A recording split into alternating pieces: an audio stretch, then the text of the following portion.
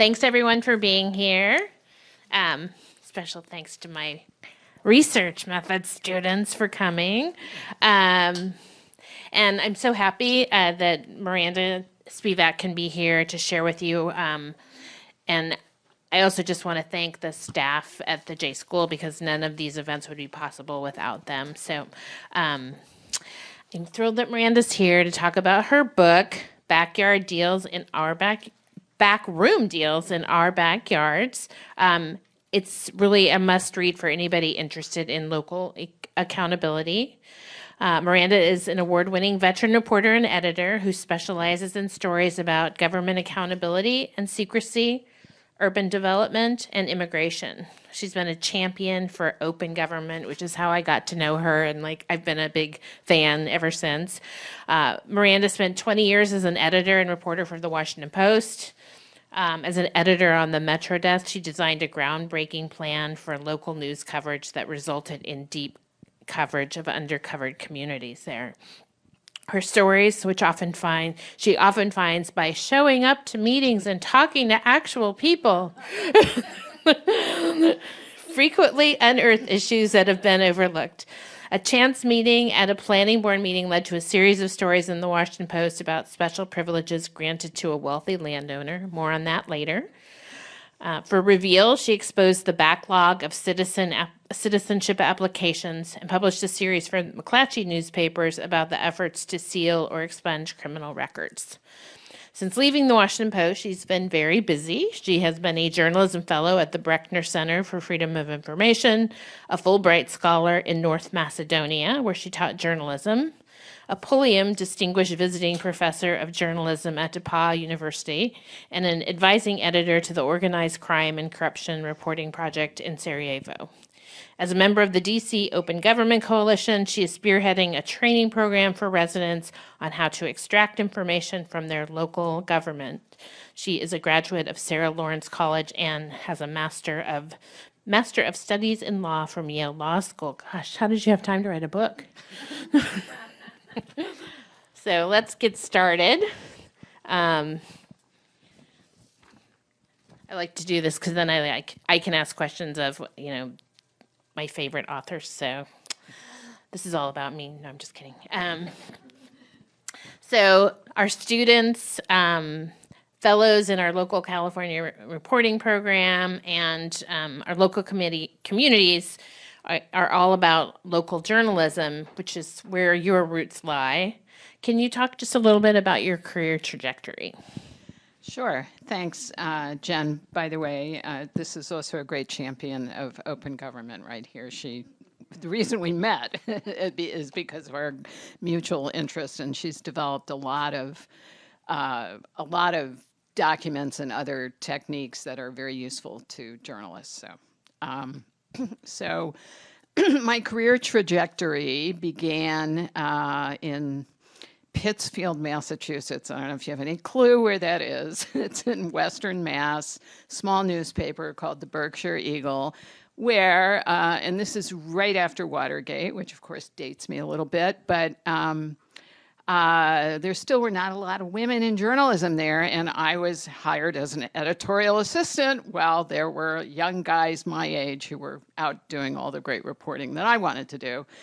So I left after about 4 months and went to Portland, Maine, where they put me on the night police beat, which meant I worked, what was it? It was some awful schedule, Wednesday through Sunday or something like that, with Monday and Tuesdays my days off, 5 p.m. to 1 a.m. But I'll tell you, that was a phenomenal learning experience because, of course, police departments were more open then.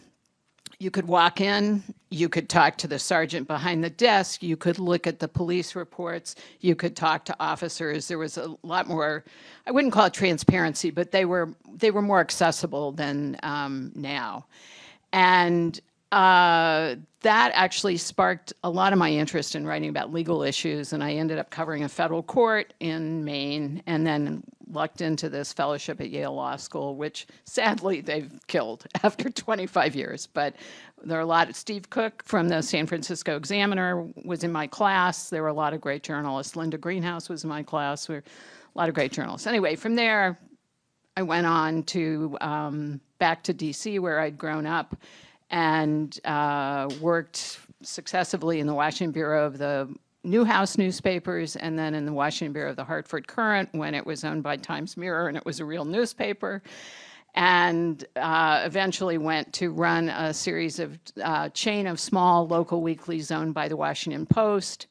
And then we were so good at covering local news, even once a week, which the Post has, as we know, gone up and down on over the years, that I got hired to be on the Metro staff and was there for, 15 years or something like that. In, again, the good days of local news when Don Graham owned the paper and he really cared. And I left shortly after Jeff Bezos bought the paper. So that's the short version. And Jennifer talked about the stuff I did subsequently. Very, very busy subsequently. So I sometimes run into this where, as journalists, we think that open government laws are, journalism tools, and not, thinking about the people in our communities that are seeking transparency. What I love about this book is that you champion local citizens that have fought for accountability. Tell us what led you to tell all their stories in a book? So when I was still at the Post, I was both an editor and a reporter in a community called Prince George's County, which is a suburb of Washington, which has had a lot of corruption over time. The really famous case that you might have heard of recently, well, it was in the last 10 years, but the county executive was busted by the FBI, calls his wife, who was on the county council, and says, you better get all that cash out of the basement. She stuffs it into her bra as the FBI is not, you can't make this up. This is a real story. You can Google it. It's unbelievable. But anyway, they eventually both went to prison. They're both out now. I was having a lot of trouble with that administration and subsequent administrations getting what I thought was basic information that anybody, not just a journalist, should be able to get. What were the outside contracts that this government was contracting for, and why? Why, when they had a staff of 5 PR people at the county council, did they have a $200,000 contract with a woman named Judy Smith, who you might know of because she was the model for the TV show Scandal? It's just like crazy stuff. And of course, I had to fight hard to get that contract. And so I was lucky. I was at the Post. We had a lot of legal firepower. We had a good lawyer there who eventually got that stuff for me after fighting pretty hard. And, it caused me to wonder if I was having this problem. I worked at a prominent newspaper. I had a lawyer helping me. What was it like for, this person who wanted information from the school system or wanted something about trash pickup that they couldn't understand? What was their experience like? And that ultimately led me to look for those people around the country right before the pandemic started. How did you find them? Yeah. Well, I think what I did was the modern day equivalent of shoe leather reporting, which was really work hard on the internet. And I will tell you this, and this is, I think, somewhat generational, but a lot of people use Facebook, even now, for community organizing. And it's a good place to look, journalists. You can actually see a lot of things that are going on. And I did find some people that way. In the case of a community in Alabama, which has had a failing sewer system for 40 years that I write about in the book, there was a lawyer, an environmental lawyer, who had been enlisted to help this community, and she wrote a little tiny article about it in an American Bar Association environmental journal, which I don't subscribe to, but somehow I found. And I got in touch with this lawyer, and I said, I'm looking for people who aren't experienced, who didn't sign up to be an activist, but they encounter a problem in their communities and they are called to action by their own sort of moral compass. And she said, you got to talk to this guy, Ben Eaton. So, it was just a bunch of different ways of finding people. And it didn't happen overnight, by the way. It takes time. And then, of course, you have to talk to these people. I'm writing a book. I don't have a contract yet, but I'm writing a book. And, they want to, you got to get them to trust you. So it's a process. Thank you. And I think the first person you profile, Michael Hickey, calls himself an accidental activist, which is a term you use throughout the book. How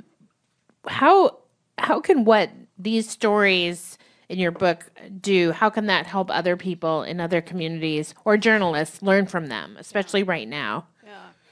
Well, we are in a very challenging time. I mean, you can basically forget about getting any information from the Freedom of Information Act from the federal government right now. It was bad to begin with. It's been bad for years.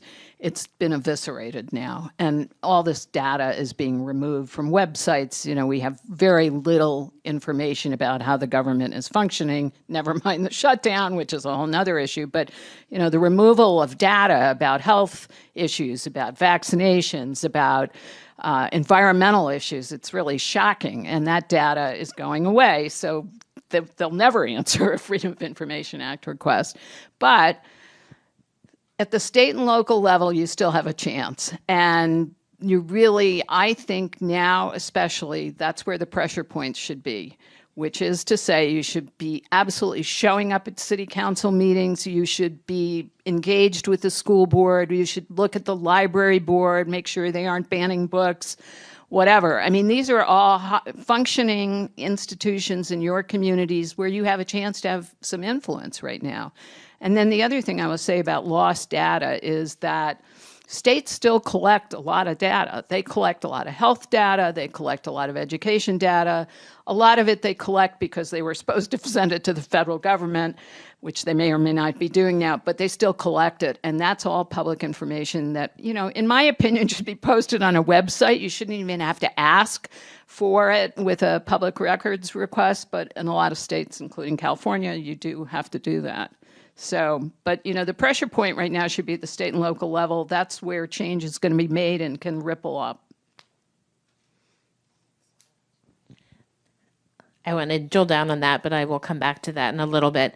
So on a recent podcast, you talked about that chance meeting at a planning board meeting. Tell us what happened. So I don't know if you've heard of this guy, Mitch Rales. His brother actually is now one of the owners of the Washington Commanders, formerly the Washington Redskins. They, God, I'm trying to remember the name of their company, but they formed this big company years and years ago. They own a lot of different tool companies and manufacturing. It's a big conglomerate, and I'm sorry now, failed to remember the name of the company, but anyway, Mitch Rales lives in Montgomery County, Maryland, which is where I live and have been reporting for a long time. And I would go to the planning board, which is a very powerful institution in most communities. That might be called the planning commission here, but they are very powerful. They're often unelected. They're appointed by the city council or whatever. So they're 1 or 2 degrees removed, I would say, from accountability. Anyway, so I mean, I had written lots and lots of stories over the years about planning decisions, and, you know, it affects everything from traffic to school populations, all this kind of stuff. So I was there actually for another reason, which was a community in northern Montgomery County that the developers still had not done what they promised to do for years. And there was some follow-up meeting, and I was there for that. And I hear this lawyer that I vaguely knew get up and talk about a big museum in Montgomery County. And I'm like, I've lived here for 30 years. What is he talking about? I have no clue what he's talking about. Well, it turns out this guy, Mitch Rales, had his own private museum, phenomenal collection, you know, modernist, you know, just unbelievable stuff that he had. And it was open to the public maybe 2 minutes a week. I'm understating it, but not very much, but enough for him to get a big tax deduction, by the way, for running this museum. And it was as big as the East Wing of the National Gallery in Washington. I mean, it's huge, and it's in Potomac, Maryland, and it's beyond the extension of sewers. Aha. So Mitch's lawyer was there. He'd hired some big development lawyer and was there to try to get the sewer extended because Mitch wanted to build another museum. the company, by the way, is Danaher. That came back to me. But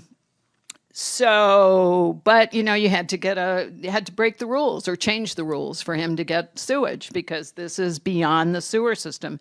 And the reason it's beyond the sewer system is in many communities, there's a whole plan to keep open space. And, there's a lot of reasons not to have a municipal sewer system. So I was like, whoa, this is like crazy. I can't believe this. And I've never heard of it, and nobody's ever written about it. And, it was only because I showed up. If I hadn't shown up, I would not have heard this. I would have missed the nuance. I cannot stress enough in-person contact, both for journalists and also anybody who's engaged in their community. We would do way too much by text and email. Oh, what happened? Oh, of course. I couldn't even get my mic on. Yeah. Oh, well, of course. He then starts to cultivate all the local politicians, including the then governor, Martin O'Malley. And I asked for an interview, and I got it. And the business reporters at the Washington Post were apoplectic because Mitch and his brother, Steve Rails, had not given an interview to a journalist for like 20 years at that point, because Forbes magazine, when they were 28, had called them Raiders in short pants, and they did not like the media. But Mitch needed something, which was a sewer, and he wanted to get the word out about his plans and how his museum was going to be a little bit more open to the public. And so I did this big story. I wouldn't call it complimentary, but I would say that it was very detailed and accurate. And of course, he got the sewer. What do you think? Money, and follow the money, right?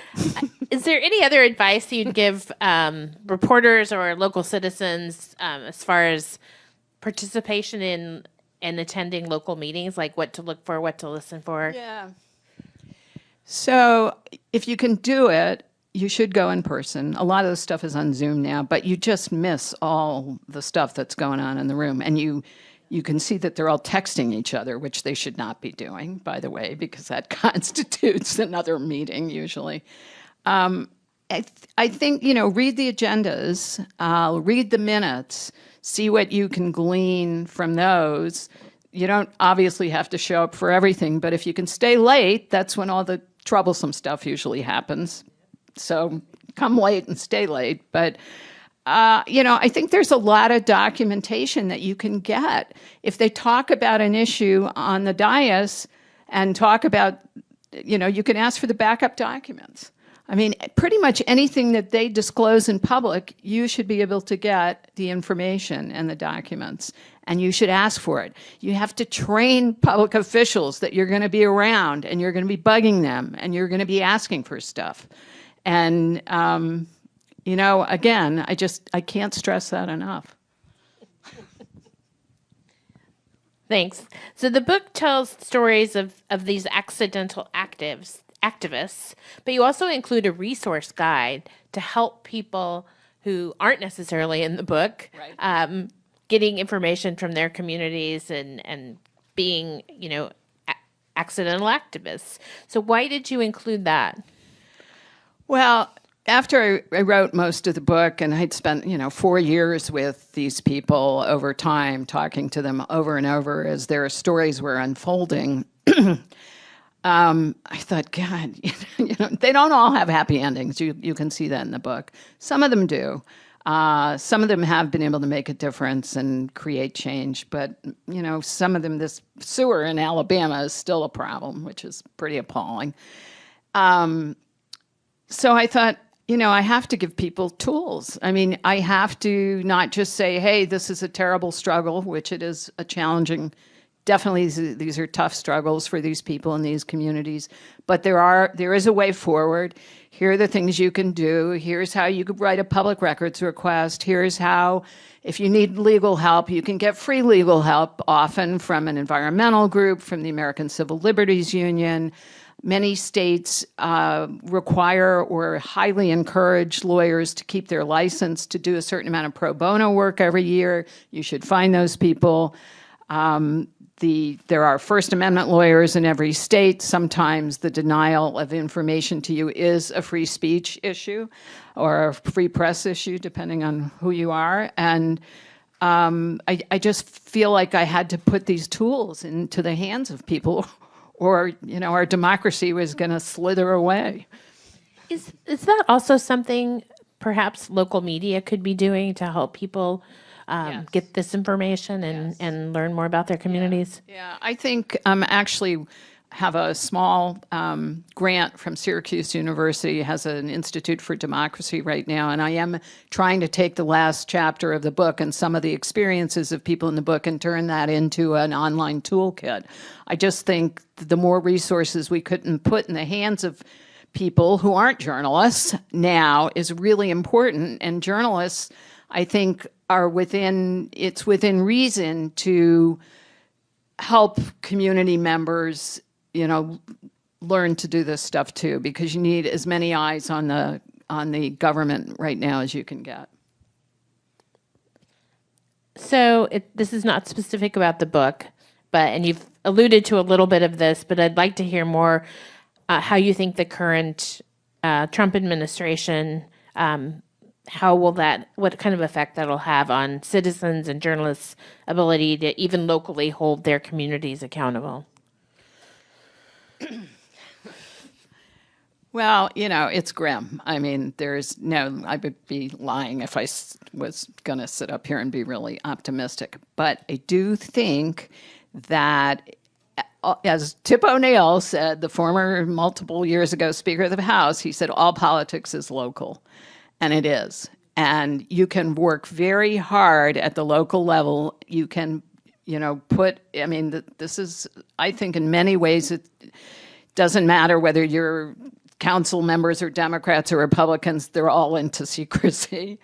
And you can work very hard to let them know that you're paying attention, that you have rounded up 50 neighbors who have signed this petition. Those numbers mean something to elected officials, and they will be more responsive. And I just think right now, lots and lots of energy needs to be expended at the state and local level. I think again, as I said before, I think this is where you actually have a chance. And, it depends on the issue. I mean, as you know, California, in many ways, because of its size and the size of its budget and, expenditures, et cetera, is a national leader in environmental issues. Of course, we've seen a little backtracking lately, but there's a lot of impact, especially in California, I think, that you can have on the rest of the country. Yeah, if you can get public records. One thing I wanted to ask real quick. So there is, I can't remember the name of the person, but I used to live off of River Road in Montgomery County. Richard Baltuck. And there's this obscure law that protected information that I just assumed was always public. Can you talk a little bit about that? So this is a case, the shorthand of this is that if you want information about a dangerous road in your community and you want to get it from the State Department of Transportation, good luck, because that's the loophole. There is a federal law that will allow states to withhold all kinds of data and documents that they have compiled on dangerous roads, dangerous bridges, whatever. And the reasoning behind it is that the federal government, this was at the behest of many states, want to protect the states in discovery in a lawsuit from showing documents that might have suggested that they knew there was a problem, but they didn't have the money to fix it, which is usually the issue. Okay, that's discovery. But to give it out to the public, and even the U.S. Supreme Court, in a ruling by Clarence Thomas, said, no, you don't have to withhold it. You only have to withhold it in discovery in a lawsuit. And therefore, if the public asks for this information, they should be able to get it. We're talking about engineering studies, compilations of data on accident rates, et cetera. Well, most states withhold it with the fear that maybe someday they're going to be sued. Well, yeah, they might be. But the way this law is being interpreted at the state level is just kind of shocking and obscurist and doing everything they can to protect the state from admitting that maybe they goofed by not putting a left turning light, which is what this case was about. And it was just horrible. It went on for 10 years. This guy compiled data from his local police department, which did give him accident data. And then he wanted to compare it to what the state had. The state wouldn't give him the reports. They fought, through an administrative proceeding. He represented himself, which he says in retrospect was a mistake. He probably should have gotten a lawyer. And it was only until there was an absolutely horrendous accident at this intersection in which a father, mother, and son on their way to a high school play were killed as they were trying to make this left turn that did not have a left turning light. So it was the public shaming of the State Department of Transportation that made a difference. They still won't give out those documents. Infuriating. Okay. We need to probably move to questions. Okay. Can we do one more? Can I ask her more? So I just wanted to, that was one of the biggest surprises to me because I had no idea that was going on. Were there other big surprises for you as you were writing the book? Well, as Jennifer knows, I'm somewhat of a cynic, and so I was not shocked that everywhere I turned, people were getting pushback from their state and local governments. And, my whole career has generally been in state and local, and I just have seen so much resistance to transparency. Some of it is out of fear. I get that. There are some states where you can be sued if you give out information that you shouldn't have given out. So, the mantra in most state and local governments is when in doubt, don't give it out. So I get that. But, I've just seen so much in my career as a journalist, so much resistance to what I consider basic public information that your tax dollars have already paid for. I guess I wasn't shocked. I do think the loophole in the federal law on transportation was pretty surprising, pretty bad. And I will say that this sewer system in Alabama, which has still not been fixed, there is documentation that I was able to get that showed that the state, it's called the Alabama Department of Environmental Management, which is nicknamed, of course, the Environmental Department of Environmental Mismanagement, but they actually have some data that shows that the permits of these big polluters in this town were being violated and that they were doing nothing about it. And I was like, okay, it's out in the open, but still, they're not abiding by the law. Crazy. Okay, well, it looks like we already have a question, so I'm going to move to. Okay, wait for the microphone to come to you, and then. Yes, people may remember the scandal at the Pentagon. They were using encrypted messaging apps, and they kind of bungled it. But I'm just curious, now that we're privatizing more of the government, and Mayor Lurie wants to privatize the parks and other things, and you talked about the people in the council texting each other during meetings. What about the proliferation of encrypted messaging apps? How many cops are messaging each other? How many council members are messaging each other in encryption?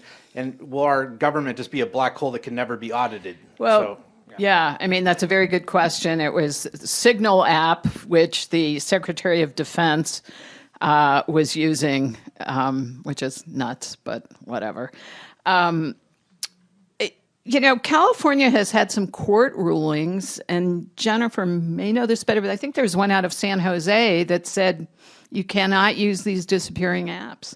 So I don't know whether that is a statewide, whether that had statewide implications, but there's been a lot of pushback. Unfortunately, you got to go to court in a lot of cases. First of all, you have to know that they're using the disappearing app. That's a little complicated. And then, but usually they're, I guess I'll say this, stupid enough to let you know. Yeah, well, I think there's, a lot of inadvertent willingness to be transparent. So, but you could get legislation against it, and should, everywhere you go. They shouldn't be using those at all, and those any kind of text messaging, or certainly emails, all that should be preserved under state law, which California has. Of course, it's all in the enforcement. That's one of the biggest challenges. Okay. Thank you. My name's Emily. I graduated from the J School in '06 and essentially never left. I've been covering Berkeley news since then, going to all those public meetings you're talking about. And I run my own news website now in Berkeley called the Berkeley Scanner. But I think one big push we're seeing right now that's been interesting to watch is a lot of the police agencies in California are encrypting their channels. And what I found really California's late to the party on that one. Most other states have already done that. Yeah, well, I don't know if it's, the train has left the station, but I don't know if there's any way to kind of pull it back or not. But everyone is citing this particular memo from the AG's office that said you have to put sensitive, personal, very specific information like driver's license ID on a encrypted channel. But they're all essentially citing it, saying, well, this memo means we have to encrypt everything. And it really goes... They can't distinguish, right? Or they can't separate it, they say. They say, yeah, it'd be too expensive and, we just can't manage it. And so I guess I'm curious to know, I do feel right now everyone's just citing it and sort of accepting it as fact, and they're interpreting it overly broadly. Right. And I don't know if there will be a legal challenge or a legislative challenge that someone really will take this on, but it's really going to mean something as we now all sort of want to keep a closer eye on police. What will this mean for our ability to do so? And I don't know, from what you've learned, where do you see potential solutions coming? Thank you.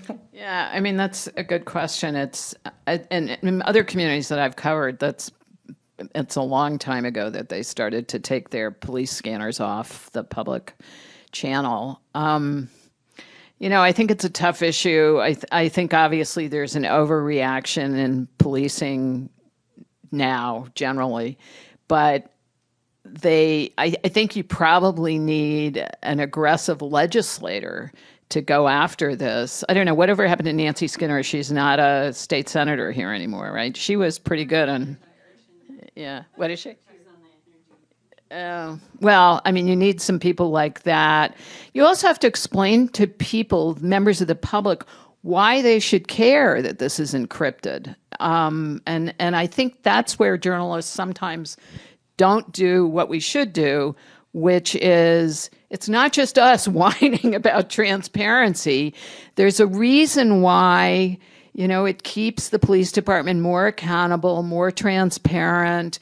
It's your tax money. Why are these secrets being kept? And again, as I've said to seen in the accidental activists that I wrote about, when they could get a petition up with 50 people in somebody's district, lawmakers pay attention. 100, 200 is obviously better, but 2 or 3 is not enough. I mean, people have to be made to care, so you have to write about it. You have to explain to them why it matters. But no, there's not an easy answer to answer your question. How good a job do you think the media, I kind of already got a hint at it, do covering lack of transparency in government? Well, I'm a card-carrying member of the media, okay? And I'm, a total supporter of local news, and I understand people are pressed a lot to produce a lot, and so it's not an easy job to have. Having said that, I think that especially now, we're really in a period where the public needs to understand that things are being made less transparent, more opaque, and that it's very important to them as they send their kids to public school, or they want to get a vaccination, or they are worried about noise on their street. it's very important to them to understand that in order for the public to make change on those issues, there's got to be way more transparency than there is. I think I do think the media can do more. I also think there needs to be sort of a growth in civic engagement, and that doesn't necessarily come from the media, but people need to really buy in to what's going on in their communities, even though they're busy, even though they're raising kids, even though they're working full time. All of this really matters, and it's your money. Yeah, and I'm not sure we always think of it that way. I many years ago did a column for the public on public records called Citizen Watchdog, and the number of people who were interested in getting information about their communities was amazing. So I know that's out there, and maybe there's models for us to do that kind of thing. So yeah. Thank you so much for being here. I'm a staff writer at the Citizen with Peralta Colleges at Laney. My question is about transparency when you are interviewing. Like you mentioned about Mitch Rails, were you upfront at the very beginning about the purpose of your story? I guess I struggle kind of with feeling disingenuous and how to approach someone when I know my article will not portray them in the best light. How are you very transparent? Are you like, I'm doing a story about this, or I'm looking into this, or do you ease into it? That's really a great question. I think you have, in that case, when I first got to him, I said, what I've said to you. I've lived in this county for 30 years. I've never heard of your phenomenal museum. Why isn't it open to the public more than a few hours a week? And why do you think you're entitled to build another one? And I interviewed him several times, I have to say. And, he talked to me every time, and including from his fancy house in Bar Harbor, where he then started to tell me about the breakup of his marriage. And I was like, oh, God, I don't want this. I don't need this. This has nothing to do with the story. But, I did interview a lot. He gave it a big reception for the public officials who he was trying to win over. And I didn't ask him about that. I did talk to lots of people who went, to find out what kind of wine was served and what the canapes were and all that kind of, to get that kind of detail into the story. And, I didn't ultimately tell him about that. He was not unhappy with the story, which I thought was interesting. And, he got what he wanted anyway, soon thereafter. But I think you have to go in, every interview you should go into not quite sure what the story is. I think that's okay. And the story can change, depending on the interview. You may think it's one thing, and then you hear other stuff. So I understand what you're saying. I think, clearly I'm a reporter, and this is on the record, is where you got to start. Oh. Do you think he would have gotten his sewer if it wasn't for you? I think he would have gotten a sewer, definitely. I think he would, it would have just sneaked under the radar. At least we knew what was happening, and it was a special arrangement. But, yeah. By the way, this man helped me. I'm a Logan Nonfiction Fellow, and this is Jonathan Logan. Thanks for coming. He supported this book for many years. Thank you for that. Yeah. Did the first building not have a septic tank? And why was that not an option? Why was that not his financial responsibility to handle this? He did have a septic tank. So why was that not? But he wanted to build another enormous building, and at that point he thought that, I don't know how much you know about septic tanks, but they don't last forever. And I think he just figured getting on the public sewer was the way to go if he could do it. So. And do individual homeowners that are building houses in that county, also get the city to bring the sewer out, or are they paying for that themselves? No, they can't get the sewer past a certain line, and his neighbors still can't get the sewer, but he got it, and they can't tap into it. Didn't think you'd spend the whole evening talking about sewers, did we? But this is the essence of local journalism: sewers, schools, transportation.